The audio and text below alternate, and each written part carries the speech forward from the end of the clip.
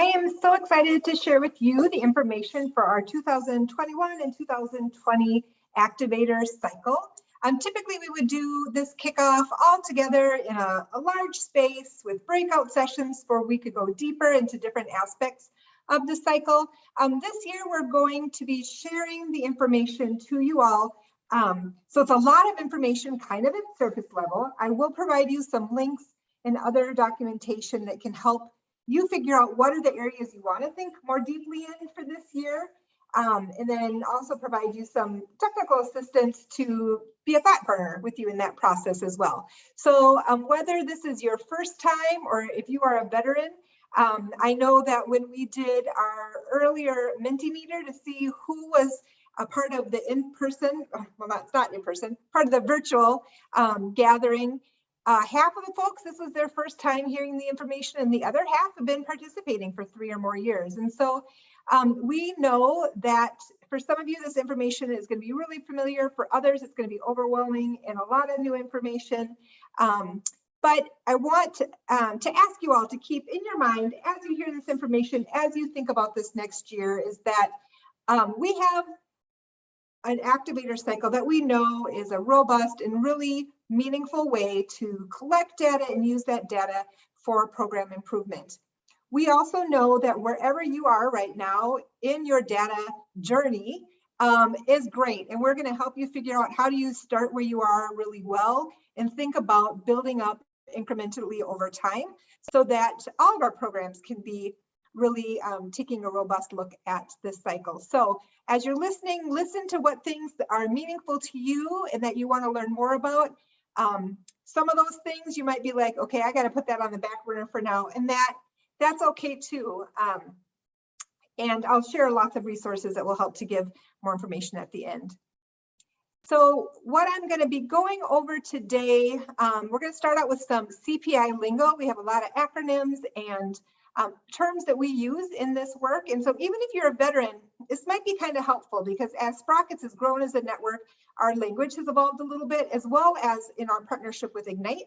So, so that will hopefully be helpful information. I'm going to share with you about our activator tracks. We have our traditional activator cycle that is familiar to many of you, and we've also added in some supports that might be really important for your cycle this year. Gonna give you some resources as you prepare to think about your data collection for this year. Again, some of you already know you've got this capacity already built up within your organization. You know what that means and you're ready to go. Some veterans 2 years ago would have said that, but as their program has changed or last year kind of threw a wrench into their data collection, it might be good to revisit these tools and think about, okay, yeah, are we ready again this year, and let's get things moving forward.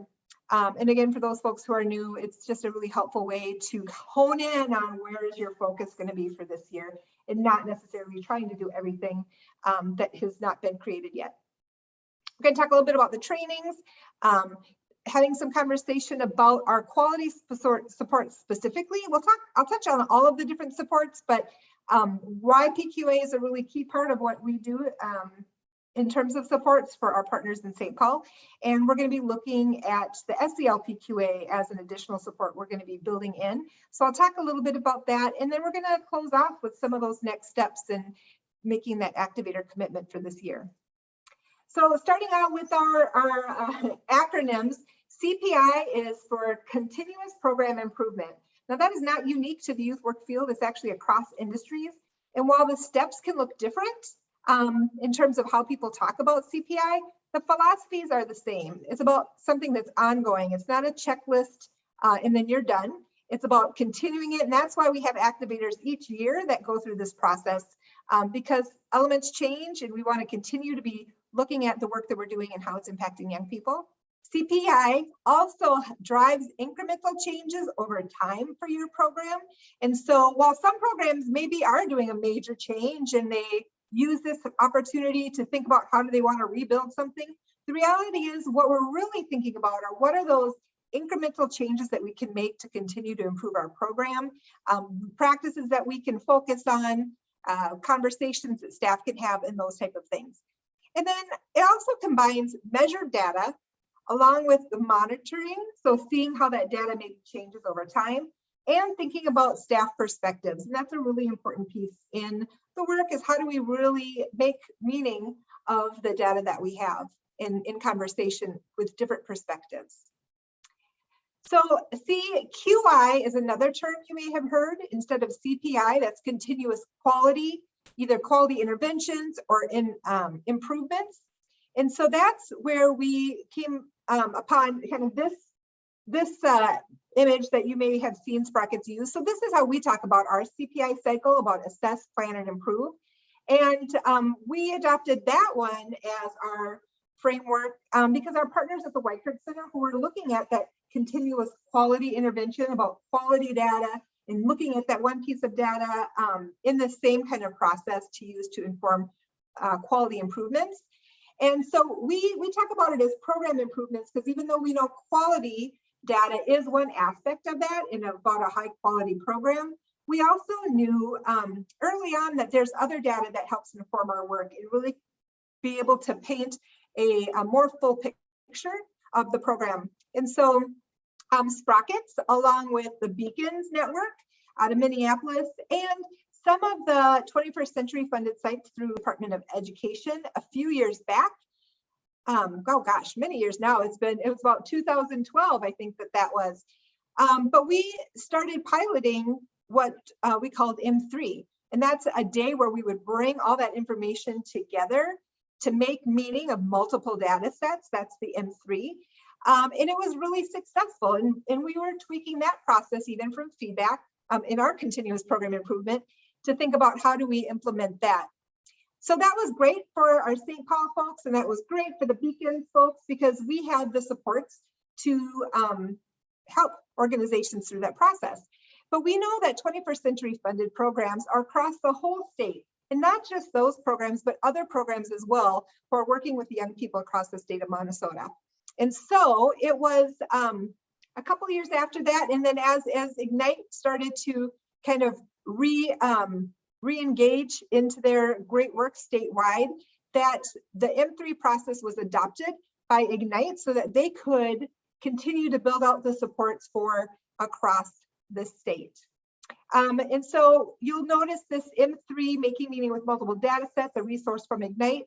And so those are who is supporting it. So when we talk about the Activator Cycle, we are talking about this M3 process as well. But what you'll notice is Ignite has, instead of our assess, plan, and improve, they use plan, do, check, and adjust. Again, just another way to talk about continuous program improvement. The other change that folks may have started to pick up on this last couple of years is that data day, where we bring teams together to look at data, is called the M3 Huddle. So with the M3 CPI method that Ignite supports, that's that whole continuous improvement cycle from the assessing, the planning, the do, the check, adjust, the same as our assess, plan, and improve. And so when Ignite talks about the M3 CPI method, that's what we're talking about when we talk about activators. It's just our activator cycle is specific to St. Paul, and it allows Sprockets to help provide some supports for organizations to participate in that framework. And so just wanted to point that out to make sure that people understand that we are talking about the same thing. And just to clarify that M3 now is this method, this year-long framework that we call the Activator Cycle. And the huddle is that day that for us in St. Paul, it happens at the plan part. So we're looking at that data to create the plan for the assess, plan, and improve. The other resource that might be helpful and that we will share out with you all is a document that Ignite has put together that talks about why M3 CPI. Again, when they talk about the CPI method, we're talking about the Activator Cycle, so that's the same piece. This may be a helpful resource as you're sharing with other staff, or maybe your development, or trying to talk with your administrators about why it's really important to take the time to do this. We know that funders also recognize the value of continuous program improvement. And so that's often now you'll see some kind of suggestion about like, how are you going to be doing this within that grant proposals? And so it really is a helpful way to look at why is this important and what does it mean? And so the other pieces of this particular slide, which are in that document, It talks about the huddle day, and that when you have that one huddle with 2 to 4 sets of data, which we'll talk about in a bit, with 3 to 5 members in your team, and again, that number can fluctuate, but it's good to have a couple people there. When you bring those people together and that data together, and you really take a deep dive and have conversation in it, you get a really valuable shared understanding of what the data is telling you. You get inspired by new ideas. And that especially happens when we're in spaces, whether it's virtual or in person, with other organizations, and can kind of tap their expertise for ideas. And it is this opportunity to create an improvement plan that is informed by data, that has conversation and buy-in from staff as they're bringing their context to it as well. And so just wanted to let you know that this is a helpful foundational document to use. So hopefully after this session, you're going to be ready to dive in. This document is a CPI planning guide, also available on the Ignite's website, and we'll link to it as well. If you're new to this, it is a path to figure out what questions you have and where you will focus this first year, figuring out what data do you currently have, and what things maybe you'll look for the future. Page 2 is especially helpful, and page 3, as you do that inventory on what data you may have and how you want to collect it. If you're a veteran, I still encourage you to look at this. As I said before, there may be some data sets that you haven't been collecting that you want to revisit or think about what you might be able to do this year. Again, if your data collection looked a lot different last year, because I know for many folks it did, it might be helpful to revisit page 3 and about, okay, what do we have to make sure we have lined up this year because we're kind of out of our rhythm. And that page 4 is also helpful. That helps you think about who else could be brought into conversation with this data. So, having your direct service staff is really important. Obviously, site coordinators or supervisors. Some people have brought their development folks in so that they can hear the conversation, so that they can help provide more robust writing in those grant reports or funding and those kind of pieces. It talks about board members, maybe parents, maybe young people. And so thinking about if you're in your groove and you've been doing this cycle, thinking about how else can we bring some other voices might be the next step for you. Again, this is just a resource. It's not required that you fill it out, but it is a really helpful document to use. I mentioned on that page 2, it talks about the 4 types of data. And we're going to go through these specific areas and some of our supports in a little bit, but I wanted to point out that formula at the top, and that's really what M3, Making Meaning of Multiple Data Sets, is all about. And that research tells us that when you have quality practices, so that's the opportunities and the experience that young people have at the point of service, when the quality practices and young people are having these positive program experiences, building relationships, and they're attending on an ongoing, consistent basis, that you will have positive youth outcomes. And so we know that that formula is really important, and it really provides that strong picture of a robust program. And that's why we talk about all 4 of those data sets being really important. Again, some of you aren't collecting all 4, and that is all right. Figure out which ones you can start with and do really well, and incrementally we'll continue to build that out over time. The other thing that is important to know about when we talk about these data sets is that the process of M3, both the huddle day and our activator cycle, it is tool neutral. So while I will go over some of those supports that Sprockets does provide, however you collect this information and whatever information it is that you do collect, it really is flexible to meet the needs of your program. So next, I am going to talk about the activator kind of tracks, I'm calling them. The reality is all programs are going to be completing some of the key components of the activator cycle, but helping you frame, okay, so where are we right now in terms of our activator cycle? So these are the key dates that folks need to know about. And as I talk through these, if these all make sense to you, then you're doing the traditional activator track, you're set. If some of them, you're not quite sure what they're about, that's okay. We're going to talk about how we're going to support you in a minute. So the activator key dates, we have the kickoff. So today we're doing that by information sharing about what you need to know for this year. Collecting quality data, I put YPQA, the Youth Program Quality Assessment, is the framework that we support here in St. Paul. I also mentioned we'll be talking about the SEL PQA. So mainly that's the program quality assessment, and the PQA is something that we do ask all programs to collect. So while I said it was tool neutral, that is true. So if you have another tool that you use to collect quality data, let's talk about that. That's fine. But for many of our programs, it is the PQA. That is the one data set that we do require folks to collect. Part of it is a few years ago, our quality task group that was made up of Sprockets quality leads and some other folks who work around the YPQA had this conversation, knowing that that is one of the key pieces of the work that we're doing is how do we improve quality programs. And so really felt that that was something that all activators should commit to. So doing that this fall, collecting some of that data, attending an M3 huddle. And so that is it's a 6-hour workshop facilitated space. We have done it in 2 3-hour ones, especially as we moved online. You will also submit an improvement plan. So after you bring your team together, that process will help to elevate what are the things you want to include in your improvement plan. And then you'll create that. We have templates to use, and you're going to submit that in plan. This is a low stakes accountability. So you submitting the plan is all you need to do. If you want help with reviewing it or some feedback on it, we certainly could do that.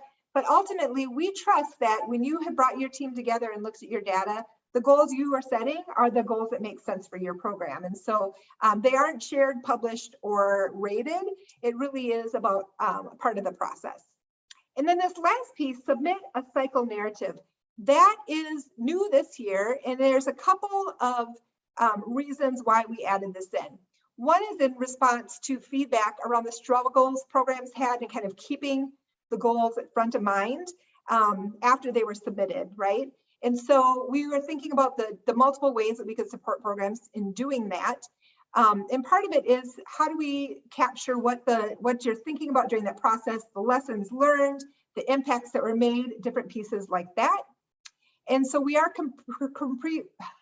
increasing some of the supports in spring for that purpose.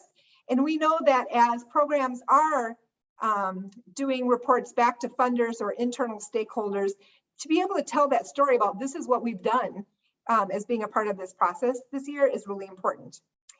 The second reason, which is a little bit self-serving, is as a network, Sprockets also wants to be able to celebrate with you and be able to have our own way to collect feedback on how this has been impacting programs. So anecdotally, we hear from people about how meaningful it was and having that space and time and being able to identify some key pieces. But as a network, when we want to continue to share out about how important the cycle is to programs, being able to hear how programs experience that program and what impacts have been made is also helpful. So that's part of our CPI journey, and data collection is getting some qualitative information back from all of you. So we are going to do that this year. More information will come out about spring. It is not meant to be an intensive or laborious piece, but just helping people think through how do you tell your story of your activator cycle. We think it'll be mutually beneficial. So you'll have to give us feedback on that as well. This next piece is around the learning community. And so we're setting up this year a learning community of activators. So, you know, as I was listing out those other things, again, if some of those things you're like, I don't know what that means or what do I need to do, then the learning community is going to be great for you. We are setting up standing 1-hour online sessions the second Thursday of each month, starting in November from 9 to 10 in the morning. So we'll give you the link to that, give you more information, but it's a chance to be able to get a little bit more conversation, hear from other people, and hear like, here's where you should be at this point in the cycle. Here's some ideas that you can dig into. I'm not going to talk too much more about this now because I have a couple other slides coming up that have more detail on that. The other piece is trainings. And so we do provide trainings through Sprockets that align with the PQA, those quality components, as well as other things that are really important to our partners. Again, we have some standing meeting times. There's a 2-hour Fridays, the second Friday of each month. Honestly, in November, there's actually more because we are kind of getting a late start. So I've added in multiple dates. So there will be those opportunities. We will also add in other dates and times throughout the year and other topics. One thing to note is both with the learning communities and the trainings that we have these kind of set dates that in reality we know are not going to necessarily work for everyone. And I thought about adjusting different days on different months so that we could try to be more accommodating, but the reality is it's really hard to find a time that works for everyone. So I'm going to set these. And as I talk with partners, that learning community, we could do a second date on a different day of the week, or we could figure some of those things out, especially if there's multiple people that it'll benefit. The other thing to note is that as we have each of those monthly ones, I will be curating kind of the information we talked about it, or any resources or key points that were shared, and sharing out with everyone, even if our veterans who maybe don't need that additional support, just as reminders and things like that. So hopefully we'll see how this goes this year and work on that together. The other thing I just really want to continue to reiterate is that we are here to help be thought partners throughout this whole piece and provide that technical assistance that we can. And so I'll be sure to share information on how to do that. And part of it is I have a Calendly link that allows you to see my schedule and schedule a time that works for you. And so we can do that at any time, and obviously always email. And so just wanted to continue to share that as an option. So I'm going to be kind of repeating some of the stuff I just did, but I think just to really make sure it's clear about what we're talking about in terms of how people experience the cycle. So the traditional activator cycle is for those organizations and staff who've completed the activator cycle in the past, using 3 or 4 sets of data. They feel confident in their data collection processes, and they have internal supports to do that. So if that is you, you know how to know what's going on. This is all review. You're going to complete the activator registration. We're going to share that at the end of this video. You're going to complete the internal YPQA observation. Programs that have capacity have been doing the PQA, or hopefully have been doing it or familiar with it. And so that should not be a problem. One of the things I will talk about in a minute about the learning communities is we will have a session on that. So maybe if that's the one area you want to kind of a reminder, we can do that. But the expectation is that there is that internal engagement, because that's really what the YPQA has been meant for. There is also external assessments or observations. I use those words interchangeably. You also often hear YPQA, I'm going to come and do an assessment. I like to try to use the word observation because assessment seems loaded, right? Like it's going to be good or bad. These are just observations. It is observations of what folks see, and then you use that information for your own reflection. So assessment or observation, you can use it interchangeably. I try to use the word observation, but often clearly use assessment. Participate in the full M3 huddle and submit an improvement plan, as I mentioned, and submit the May narrative. So those are those key points. Here's what it looks like if for the activator learning community. This is ideal for if you are new to your organization, even if your organization has participated in this before, maybe they have robust data collection. This is going to be helpful to figure out what do you do with all that information and how do you navigate the cycle. It might be that you are not only new, but your organization is new to this. And so this would be really great as well to figure out, like, how do we start? Where are we supposed to start to get and build up into this activator cycle? It also is a really beneficial opportunity, even if you have consistent staff and really robust data collection processes, to think about what other ways could your staff be involved in this, and maybe start taking some of the lead on specific pieces of it. So you may invite them to attend all or specific topics so that they can kind of strengthen their abilities in those areas as well. And what that looks like, they complete an activator registration. Everyone will do that. That helps you all prepare because they go through the different areas and kind of ask some questions, but it also helps me to have an idea of where folks are. The monthly activator learning community sessions, again, we know that the reality of asking new folks to the cycle to do a YPQA observation is hard because it does take practice and being familiar with the tool and having training. We will be providing SEL PQA basics. It's not scheduled yet though. So the reality is that that will be something that we're going to help support by providing external YPQA. Ultimately, we want every organization to have quality data that they can bring to their huddle And so for organizations that don't have the internal capacity, we want to be able to provide that so that you do have that quality data to look at. M3 Huddle, 2 or more data sets, you can participate in the M3 Huddle. The great thing about it is that at the Huddle, we actually go through all 4 areas of data. So when you get to that area that you don't have data, we have some prompts that let you think through what do we want to know, and start that early process that will help you think about what you might do in the future in that area. So that's great. Some of our programs, again, being brand new, haven't looked at data before, we have a process called Work with What You Got session. We launched that last year with Ignite as a way to kind of, again, meet programs where they were at last year. And we know that that continues to be, for some programs, something to think about for this year. I will note the Work with What You Got session is also something that any programs can add on.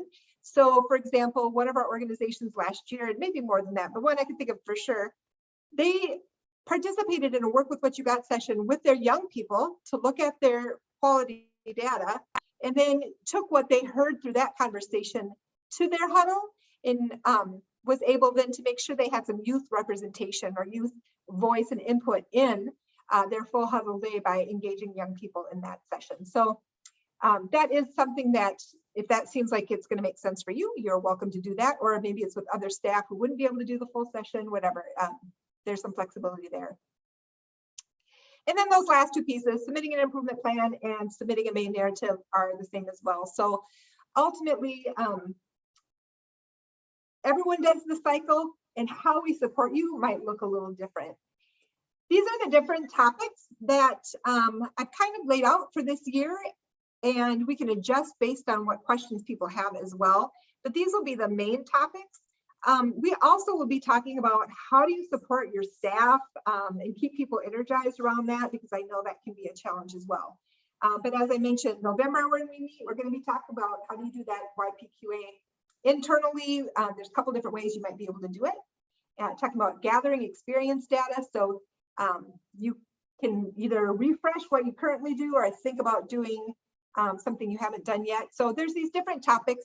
You'll notice that the spring topics are ones, again, even our veterans will benefit from, because after you do your SMARTY goals, how do you keep your team energized around the work? When you're doing the work every day and trying to think about adding new things can be a challenge.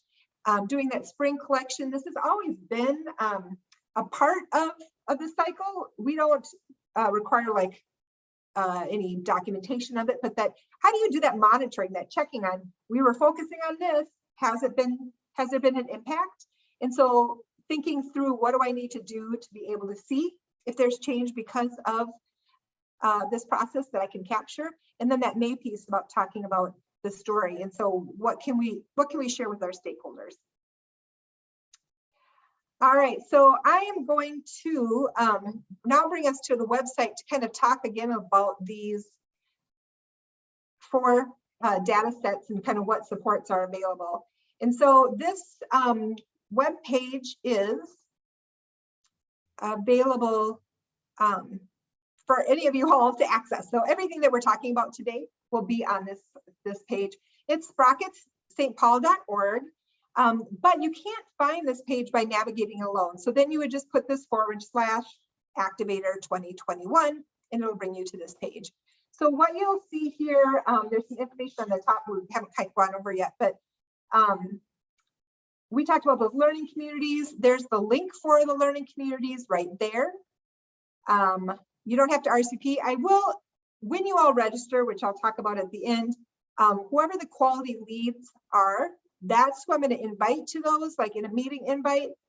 Whether you go or not, that's going to be up to you, but other people can always join in. So anyone from your organization is welcome to join that. The M3 overview and the CPI planning guide that I mentioned earlier are both on here as well. But underneath these 4 areas of data is what I wanted to kind of point some attention to. So the PQA supports that we talked about. The Scores Reporter is the data system or the online system where you would put your internal scores, the external assessor would put their scores in, And then you get your own login. So each organization will get one login. So even if you have multiple staff putting in your data, that's fine. You can share that across your staff.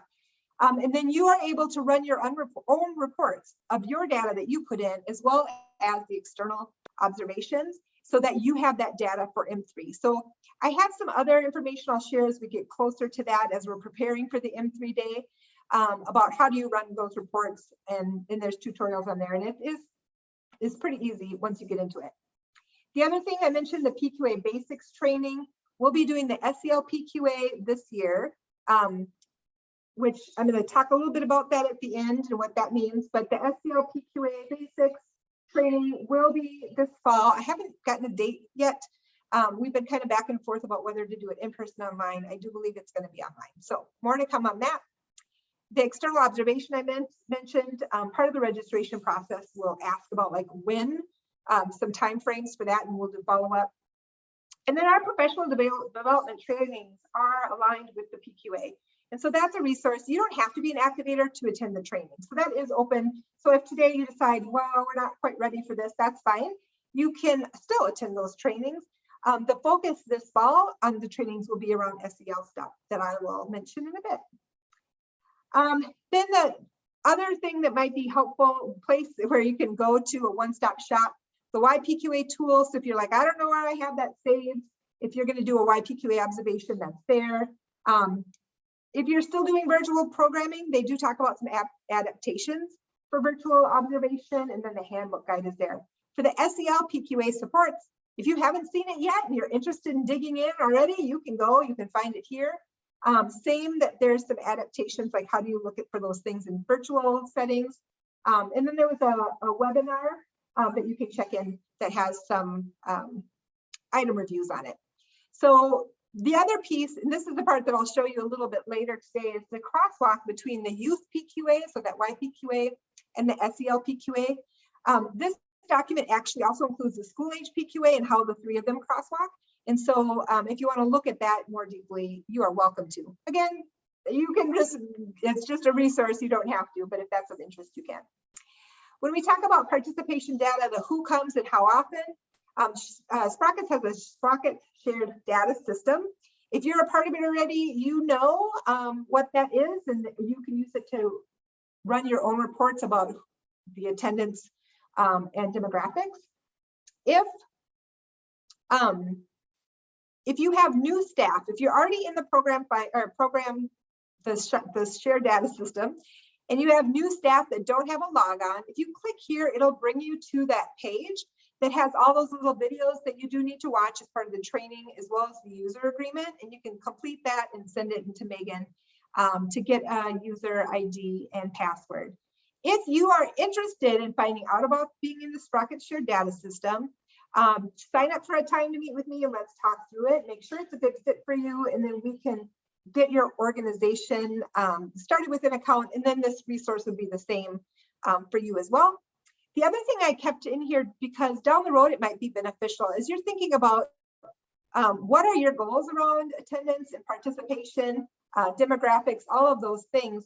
One helpful resource is this Minnesota Compass, build your own profile. And so, for example, if you're a community-based organization and your goal is to serve young people in your community, and you can create your own, whether it's, they have some pre-populated ones based on whatever geography is in there, but you can even create your own streets and say, these are where we want to, these are our boundaries, and it'll tell you about the demographics and information about that community there.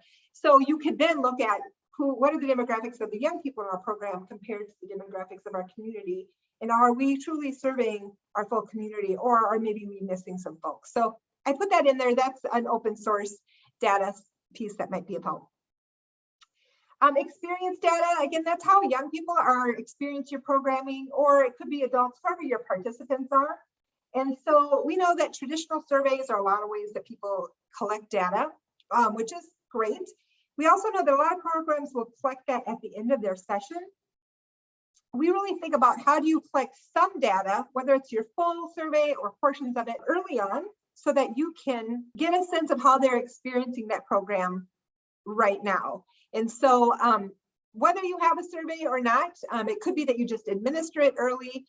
You might be thinking maybe we need to look at our survey and are we actually asking the questions that are important to our program that are going to be useful for us? You may not have a survey at all. So one of the resources that we have here, it's not like a validated research-based reliable tool. It is a list of really thoughtful questions that align with either some of the components of the PQA, maybe the Minnesota Student Survey, just different questions. You should not use all of them. You should pick which ones make sense for your program. But there's some guidance around maybe how to create an experience survey. So that's available to you. There's also a training we did last year about how to get youth survey back if you're doing virtual sessions still. And so it talks about some interactive ways to do that. And then there's some other resources here as well. And part of it is, you know, again, the traditional survey is a great way to get information back that's digestible. But there's also other creative ways that you might be able to get feedback for young people that's more engaging, maybe more qualitative, or are different snapshots of things. And so you can think about those as well. And there's some resources. This is going to be the December topic. And so if that's something you're interested, we'll go in more to that then. And then outcome data, that's the trickier one for our network because so many of our partners have different designated outcomes that they're intentionally doing their program to achieve, right? And so we have a lot of experience with a variety of different tools. And so if this is something that you're looking for one, we can certainly talk through them. Again, there's not really clear answers. Some of them have costs. Some of them you have to have a certain number of program participants. There's all these different variables. But what you will find here are some different resources that talk about like SEL, which is a lot of the different outcomes people are thinking about. There's also these two, the RAND Education Assessment Finder and the Measuring SEL Assessment Guide. These are both online catalogs that where you can put some filters in to like be able to see what are some of the assessment tools out there, and it gives you more information. If you look at those and you have some in mind and you want to know like what do we know about them, we certainly can share with you.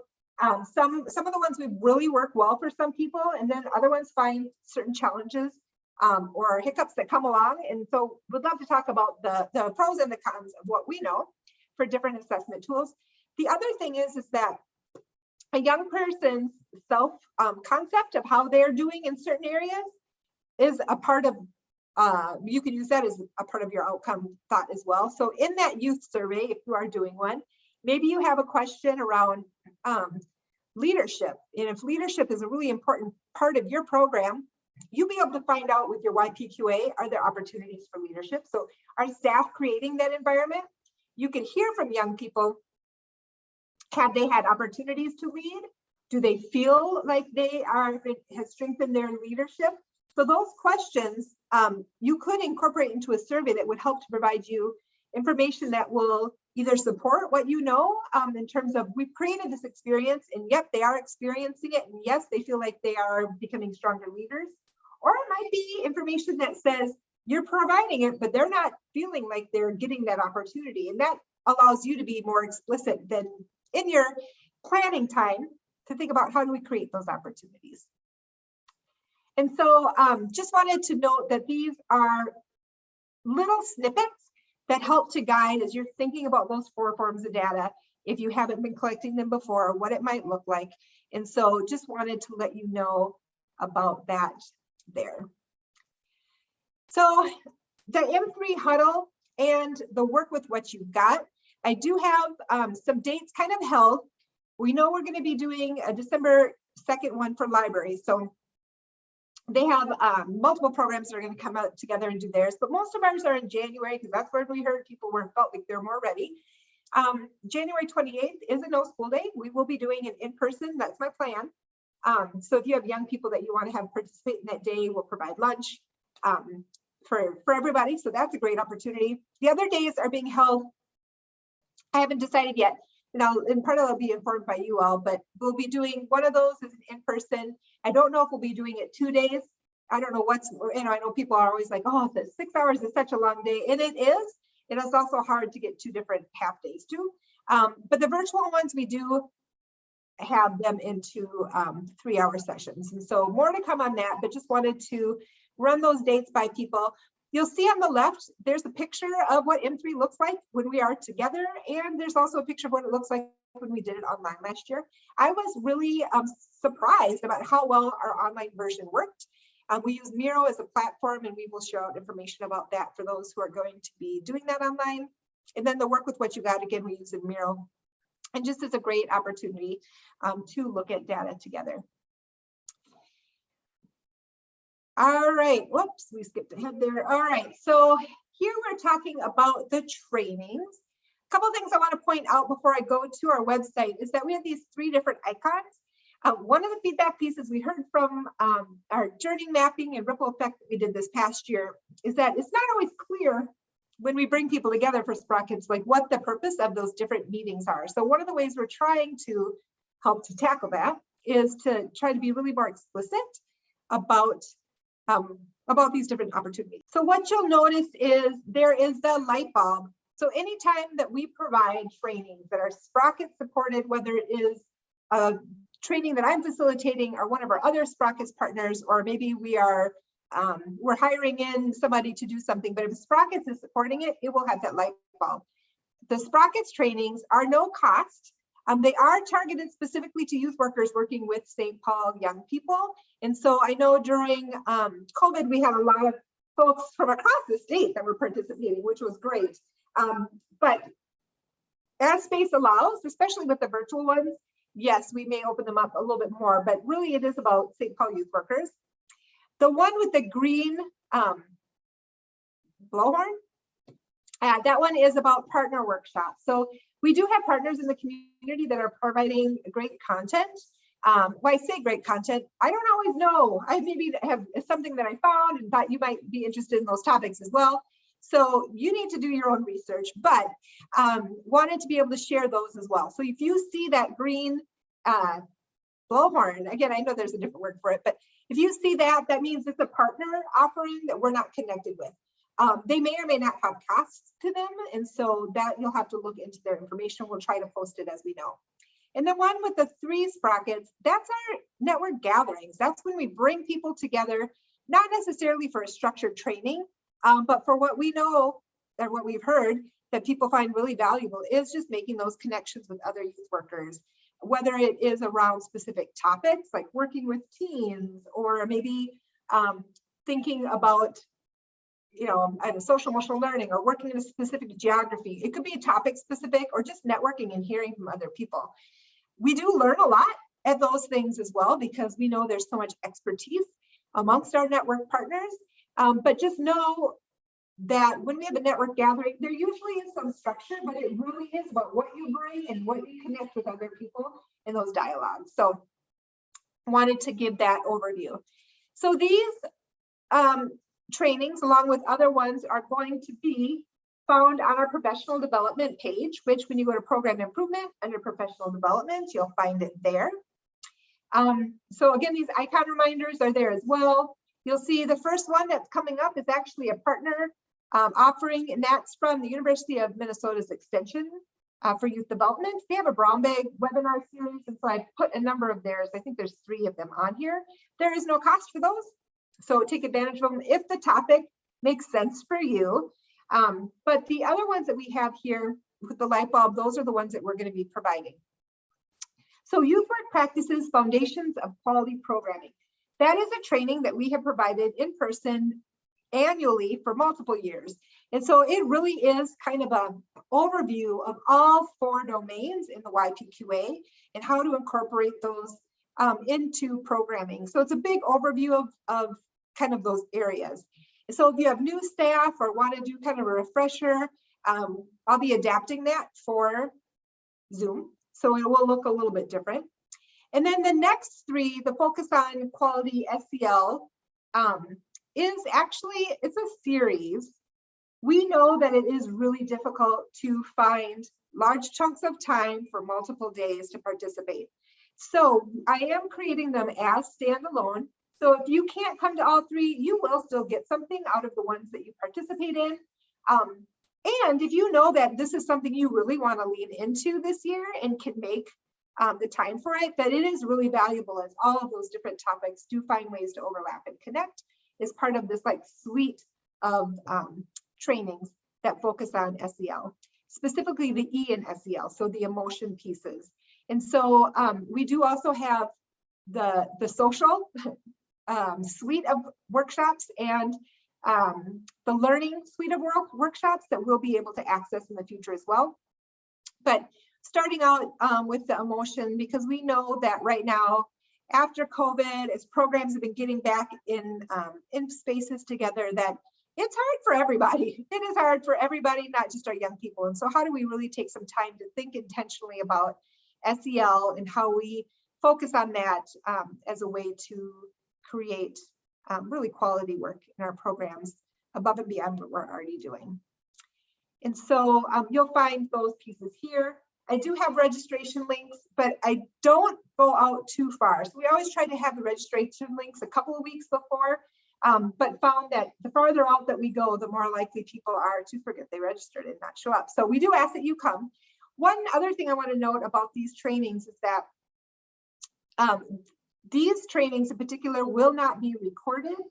So because the content is created by the Weikert Center, and I've gotten to be trained as a facilitator in those, but it is their content and we want to be respectful and honor that. And so we won't be recording it. The other truth is that being a part of the trainings and having the conversations that happen, the interaction that happens, really makes it a much more valuable experience. I will be creating a catalog of 5 to 15-minute little videos that kind of introduce different topics around the quality that might be helpful for your team, right? Like just to be able to, you know, get a 10-minute like presentation and then as a team talk about it. Other ways that maybe you can support the work at your site around different topics. And I'd be open to hearing what topics are important to you, but I'll be starting to record those and putting those together and sharing them out. And again, those will be open to everybody. There are times where we do have recorded trainings. We have a YouTube playlist that has some that from the past year. And if it's content that we've created, we definitely will record it and make that accessible as well.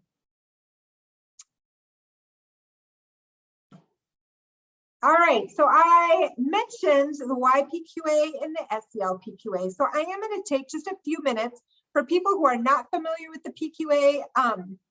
This might just be interesting to kind of get a first glance at what does it look like. For folks who are familiar with the PQA, this will help you kind of understand what is it going to mean to start thinking about the SEL PQA. Again, we are not getting rid of the YPQA. For programs who really feel like we still need to use that, that's where our capacity is. My goal this year and next year will be to start building more capacity around this SEL and understanding what does that mean for this SEL PQA. But you know, there's 4 domains in the YPQA or in the PQA, whichever PQA you're looking at. And the foundational one is about safe environment. One of the things you're going to notice here is that there really is a lot that is not in the SEL PQA. So things like the visible first aid kit, is there a fire extinguisher?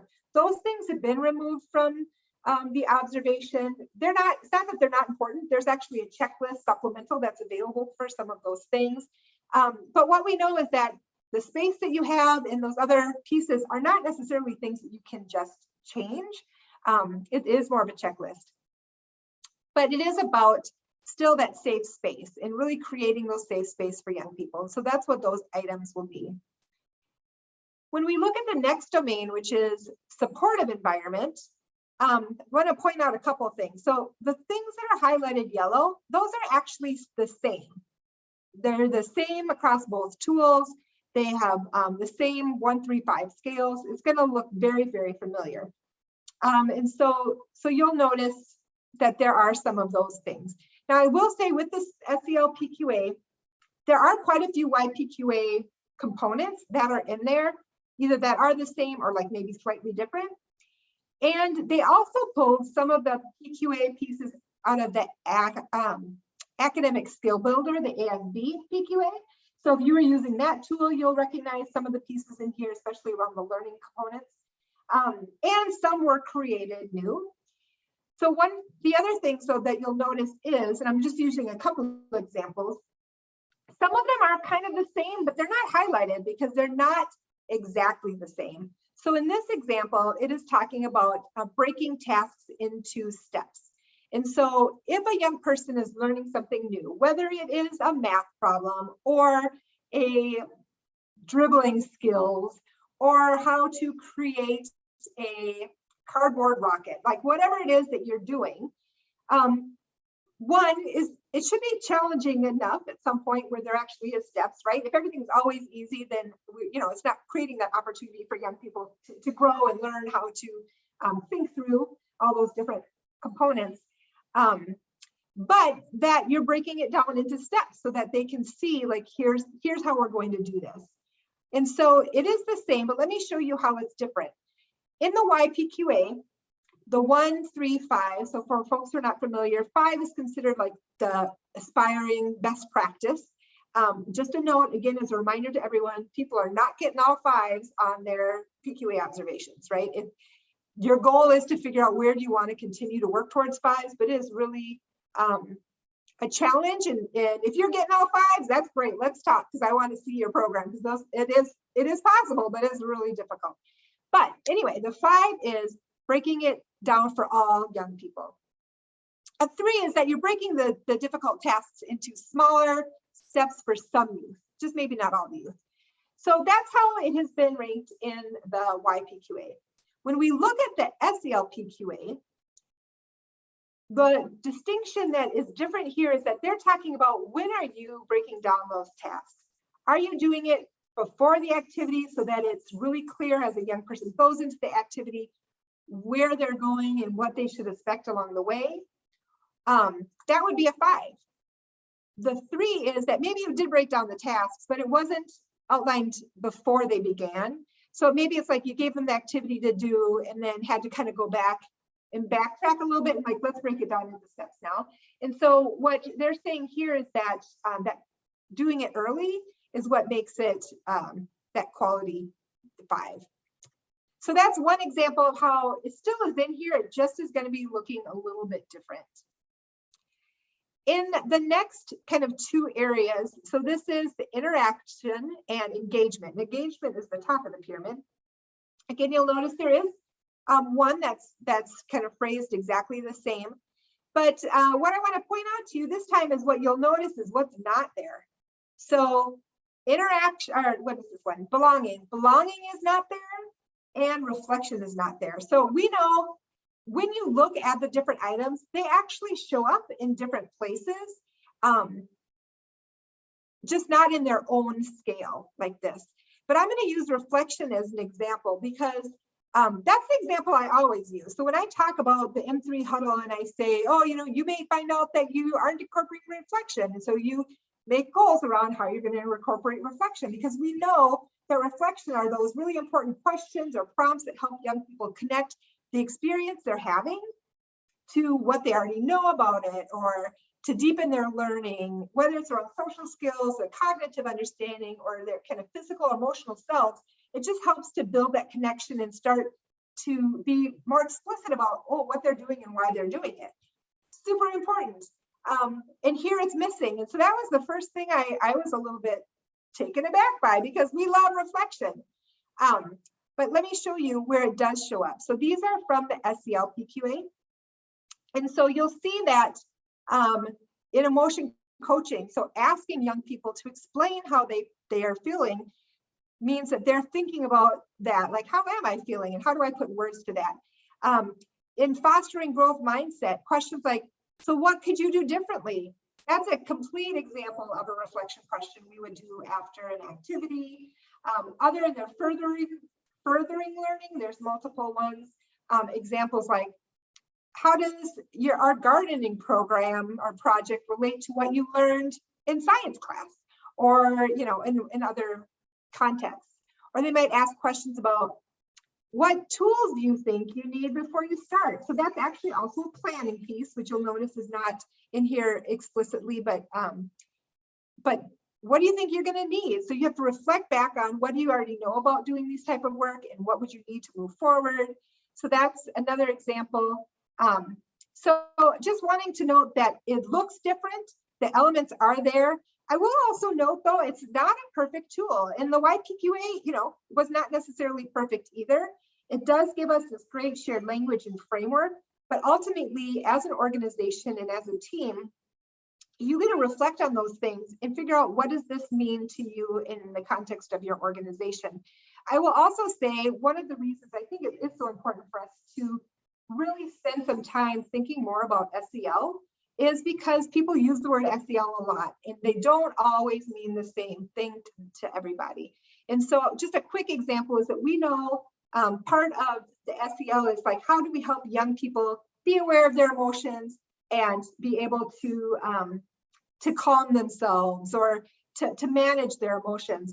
And for some people, their goal of doing that is to help not the young person, but the staff, right? Like, the kids are out of control. I need them to know how to sit and be quiet and listen. So that is not why we use SEL. It is about, how do we help young people identify how their body feels, identify what those emotions are, so that they can be aware and make informed decisions on how it is that they interact with the world. And so we want to make sure that we are focusing our conversation on, how do we make sure that we're thinking about this with young people at the center. And so, again, this tool is not going to be perfect. There's going to be some areas we may challenge on it, and that's okay. I'm excited about those conversations, and I do think it will help us all have a really deeper understanding of how do we do our best work with young people. So there's that to look forward to. This last piece I want to go into is about the Activator registration.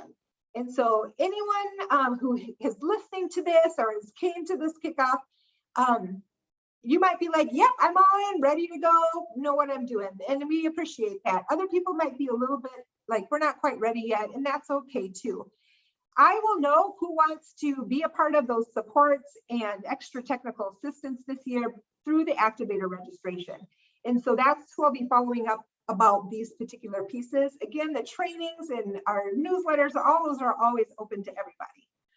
So with the Activator registration, we're going to ask that you fill it out by October 29th. The links and everything is available on that page, but there also is the tiny URL that is here if you want to go there on your own. And the team lead information, this should be the point of contact that I will be connecting with for your site. So for a large organization, there might be actually 3 people, because they might be a different person for each either program site or each program. It might be that there's one quality lead that oversees multiple programs. Any of those combinations is fine, but ultimately what I prefer not to have is having 2 people for the same program site or working on the same kind of data set for the same group of young people for a couple of reasons. One, in the past, it has made confusion at the site level because one person assumes the other person is taking care of it. And so having one person as the lead means that even if you're delegating to other people, which is great, you know which information needs to go to who and who to follow up with. The other end is, it is really hard for me when I have multiple people at one organization because I don't always know who is responsible for what piece. And so I'm just asking for one quality lead for each site. And so if that's confusing, let me know, just depending on your program, but that's what that first page is for. The second page, this is around questions around the quality piece. So they're going to ask who's going to be trained this fall. I would actually have you think about that. And mainly this particular field is for you to be thinking about, oh, who is going to do our YPQA? You might know that answer. It might be you. You might need to talk with staff. You might put unknown in there right now. The reality is, because our date for the PQA basics isn't set yet, it's not about who's going to be trained, but who is trained.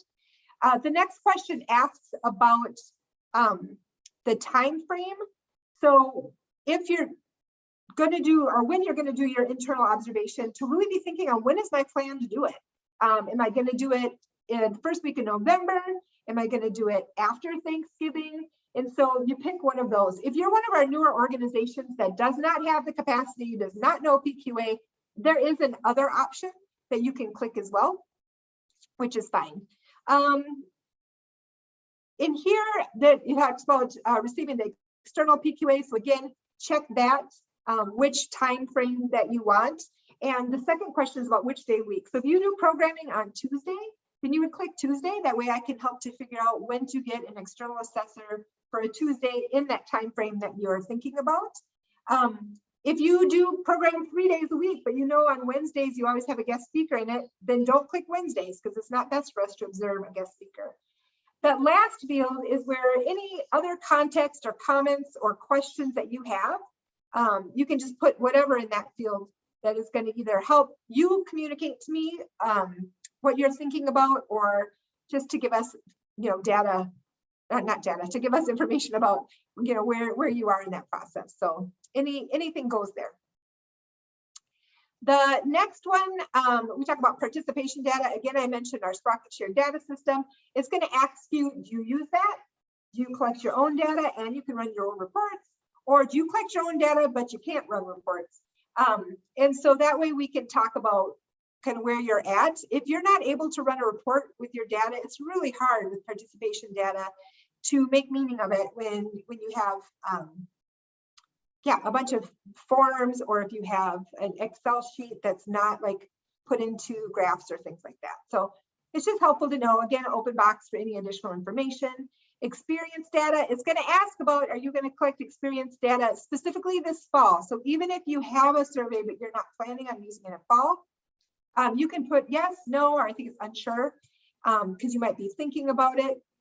Again, if you haven't been collecting experience data and you know you're not going to, it's okay to put no.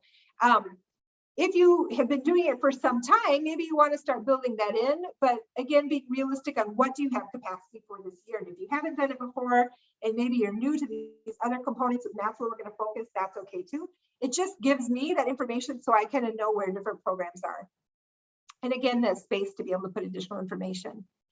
The youth outcomes, it does ask some specific questions.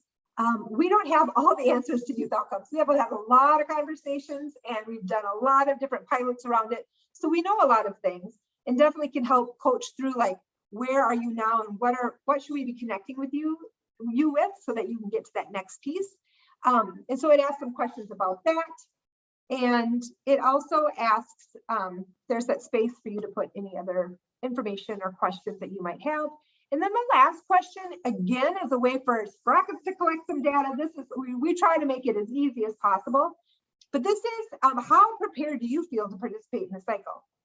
So if, I think it's like a 1 through 5 scale. If you're a 4 or 5, like, you know what's going on, you're feeling pretty comfortable, you'll figure it out on the way. That's great. You're going to be doing that traditional activator cycle. If your comfort level is like a 1, 2, or 3, like, yeah, I know we can do it, but I don't know what it all is about yet. You consider yourself that learning community. And again, whether you're coming every time or like focusing on some of those key ones, that's going to be up to you. But recognizing that we're going to try to have the supports that you need, but it's about accessing them and getting you connected. So if there are any things or areas specifically that are giving you pause, you can write that in that field as well. But this is that activator registration. So again, those planning sheets might be helpful for you to like think through first, what data do we have? What do I have questions about? But know that we are going to ask these things as part of that data at the registration. I am asking that people complete the registration by October 29th so that I can make sure that y'all have your scores reporter links and some of those other things that I need to do on my end. The other part is logistically, when I run this report out of our data management system, our survey system, anyone who registers after the 29th, you just might want to give me a heads up, because I may or may not be going in there because we're going to be closing down that form. So want to be able to help support you and get you involved. But I also need to be able to start processing that data. And our reports, we can run reports, but there is some cleaning up that has to happen. And so every time I run those reports, I have to clean them up again, which takes a lot of time. So I do appreciate you all considering that October 29th time frame. And last, I just do want to reiterate that our goal is to be there for you and to help you, whether it's just to talk through something you're unsure about or to finalize, like, where should I be focusing? and let you, not worry about those other pieces, to give a call. And so you can also email. I try to be really responsive with email. That Calendly, that's a great way to, it goes right to my calendar to find out when I've got some space. You can click it, it'll send you a Zoom link and a meeting invite right away. And so we can get on the schedule at a time that works for you. Even if it's just a 5-minute question, they're all 30-minute slots. So we'll just grant that time back, but feel free to do that.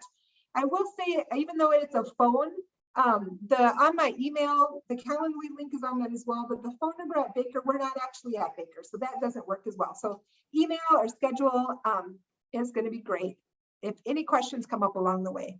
So thank you for all you do for young people in our community. And we know it is hard work, but it is the commitment to providing high quality opportunities for young people is really important. So again, thank you so much.